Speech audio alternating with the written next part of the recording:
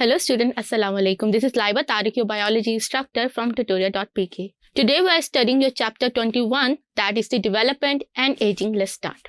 Before starting the chapter, आपने कभी देखा है किस तरह एक अंडे से चिक बनता है और फिर वो चिक जो होता है वो डेवलप होकर इनटू हैन बन जाता है और देन ये हैन जो होता है वो with the passage of time बूढ़ा हो जाता है. तो ये तो जिंदगी का लाइफ साइकिल है. सो इसी लाइफ साइकिल को we called डेवलपमेंट. डेवलपमेंट ये वो सीरीज ऑफ चेंजेस होते हैं जिससे एक ऑर्गेनिज्म पास थ्रू होता है अपनी पैदाइश से लेकर मेच्योरिटी तक, from lower state to the higher state of organisation. Development कैसे होती है, किस तरह होती है, इसको हम डेवलपमेंट को दो कैटेगरीज में डिवाइड करते हैं. एक डेवलपमेंट होती है पॉजिटिव. पॉजिटिव मींस कि इसमें डेवलपमेंट जो होगी from lower organisation towards the higher organisation होगी और इसके अंदर जो जाइगोट होता है वो एक ऑर्गेनिज्म में डेवलप होता है एंड देन ये ऑर्गेनिज्म अपनी एडल्टहुड जो होता है उसको अटेन करता है. फिर आती है negative change. Negative change as the name show, इसके अंदर जो बॉडी होती है वो स्टार्ट टू डीजनरेट, यानी बॉडी जो होती है वो अपनी आहिस्ता आहिस्ता हाई ऑर्गेनाइजेशन से टुवर्ड्स लोअर ऑर्गेनाइजेशन की तरफ जाना शुरू करती है और इसी प्रोसेस को हम लोग एजिंग का प्रोसेस कहते हैं. अगर मैं बात करूं एम्ब्रियोनिक डेवलपमेंट की तो इसी पॉजिटिव चेंज को हम लोग जो पहली स्टेज आती है उसको हम एम्ब्रियोनिक डेवलपमेंट कहते हैं. जैसे एक बेबी बॉर्न होने से पहले जिन स्टेजेस से पास थ्रू होते हैं उन स्टेजेस को हम लोग एम्ब्रियोनिक डेवलपमेंट में स्टडी करते हैं. ये इतनी वास्ट फील्ड है कि साइंटिस्ट इसे एक डिफरेंट ब्रांच ऑफ बायोलॉजी के अंदर सेटल करते हैं और इस ब्रांच का नाम है एम्ब्रियोलॉजी.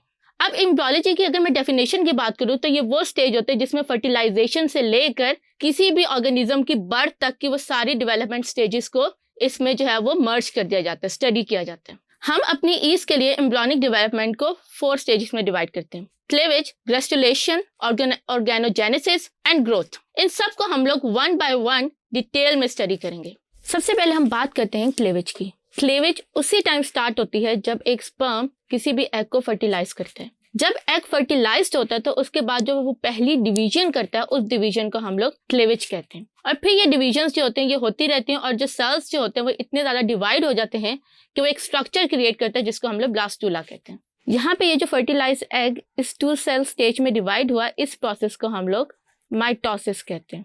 माइटोसिस के बाद सेल जो होता है वो डिवाइड करना शुरू करता है. अभी आप यहाँ पे देखें कि इस सेल का साइज और इस सेल का साइज सेम है. इट मीन्स कि सेल अपने साइज को इंक्रीज नहीं करेगा. ओवरऑल जो जाइगोट का सेल है साइज वो सेम रहेगा, लेकिन जो सेल्स हैं उनका साइज रिड्यूस होता जाएगा जैसे जैसे वो डिवाइड करेंगे. जैसे 4 सेल स्टेज के अंदर जो साइज है it is smaller as compare to 2 cell stage. फिर ये डिवाइड होते होते एक 16 सेल स्टेज बनाएगा जिसको हम लोग बॉल ऑफ मैस कहते हैं और इसका नाम है हमारे पास मरूला. अब मरूला के अंदर जो सेल्स हैं वो सेल्स जो हैं ये काफी ज्यादा स्मॉल होते हैं और ये एक जो होते हैं ये 16 सेल्स जो होते हैं ये क्रिएट हो जाते हैं. फिर ये सेल्स जो होते हैं ये सेंटर फिल्ड कैविटी क्रिएट करते हैं, यानी कि बीच से हटते हैं और हटने के बाद ये एक कैविटी क्रिएट करते हैं जिसको हम लोग ब्लास्टोसील कहते हैं.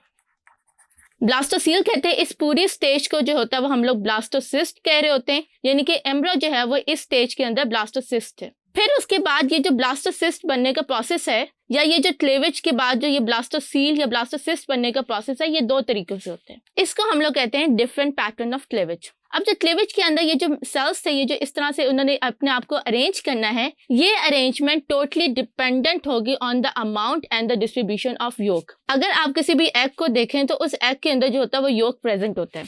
योक ये वो न्यूट्रिशनस मटेरियल होता है जिसके अंदर फॉस्फोलिपिड्स, फैट्स एंड प्रोटीन्स होते हैं और ये सेल को जो है वो डिवाइडिंग सेल्स को एनर्जी प्रोवाइड करते हैं, न्यूट्रिएंट्स प्रोवाइड करते हैं जब तक सेल्स जो होते हैं वो डिवाइड करते हैं. अब ये जो योक होगा ये कितनी अमाउंट में प्रेजेंट है या ये ड्यूरिंग दिस डिवीजन किस तरह से अपने आप को अरेंज करेगा, उसके बेसिस पे हम लोगों के पास 2 टाइप्स ऑफ क्लेवेज है. पहली क्लेवेज को हम लोग होलोब्लास्टिक क्लेवेज कहते हैं. ये क्लेवेज को हम लोग टोटल क्लेवेज कहते हैं, यानी कि इसमें पूरा इंटायर जाइगोट जो होगा उसके अंदर क्लेवेज का जो प्रोसेस होगा वो क्लेवेज का प्रोसेस परफॉर्म होगा. दूसरा हमारे पास आते हैं मीरोब्लास्टिक. इसको हम लोग पार्शियल क्लेवेज कहते हैं, यानी कि आपका पूरे जाइगोट के अंदर क्लेवेज का प्रोसेस नहीं होगा बल्कि एक सर्टेन रीजन पे जो होगा वो क्लेवेज होगी. पहले बात करते हैं होलोब्लास्टिक क्लेवेज की. होलोब्लास्टिक क्लेवेज के अंदर आप अगर यहाँ पे देखें तो इस क्लेवेज उन सेल्स में होते हैं जिनके अंदर जाइगोट के has the less amount of yolk. मैं अभी आपको कह रही थी कि योक जो होता है वो न्यूट्रिएंट्स होते हैं जो कि सेल्स को डिवाइड करने के लिए एनर्जी प्रोवाइड करते हैं. अब वहां पे ये वो जाइगोट्स होंगे जिनके पास अमाउंट ऑफ योक लेस होगा जो अपनी मदर से जो है वो डायरेक्टली न्यूट्रिएंट्स ऑब्टेन करोगे, यानी मेमल्स के अंदर योग की अमाउंट बहुत थोड़ी होती है کیونکہ میملس کے جو سیلس ہوتے ہیں یا زائگوٹ جو ہوتے ہیں وہ اپنی مدر سے ڈائریکٹلی نیوٹرینٹس آبٹین کر رہے ہوتے ہیں. دیٹس وائی ان کا جو یولک ہوتا ہے وہ سیلس کے اندر ایونلی ڈیوائڈ ہوتا ہے اور پورا جو آپ کا زائگوٹ ہے اس کے اندر جو سیلس کی ڈویژن ہے وہ ہوئی ہے. جبکہ اس کے اپوزٹ جو آپ کے برڈز ہیں, آپ کے جو ایمفیبینس ہیں یا ریپٹائلس ہیں, ان کے اندر large amount of yolk present ہوتے ہیں. سو دیٹس وائی جب large amount of yolk present ہوگا تو اس کے اندر ایک ڈسک ڈیولپ ہوتے ہیں جس کو ہم لوگ کہتے ہیں بلاسٹر ڈسک. اب یہ جو بلاسٹر ڈسک ہے یہ سیل کو 2 ریجنس میں ڈیوائڈ کرتی ہیں. جو اپر ریجن ہوتا ہے اس کو ہم لوگ اینیمل پول کہتے ہیں, یعنی یہ وہ ریجن ہوگا جہاں پہ جو ہے وہ بیبی کی ڈیولپمنٹ یعنی کہ سیلس ڈیوائڈ کریں گے. جو لوور ریجن ہوتا ہے اس کو ہم لوگ ویجیٹیٹیو پول کہتے ہیں, اور اس ویجیٹیٹیو پول کے اندر جو ہوتا ہے وہ آپ کا یولک ہوتا ہے.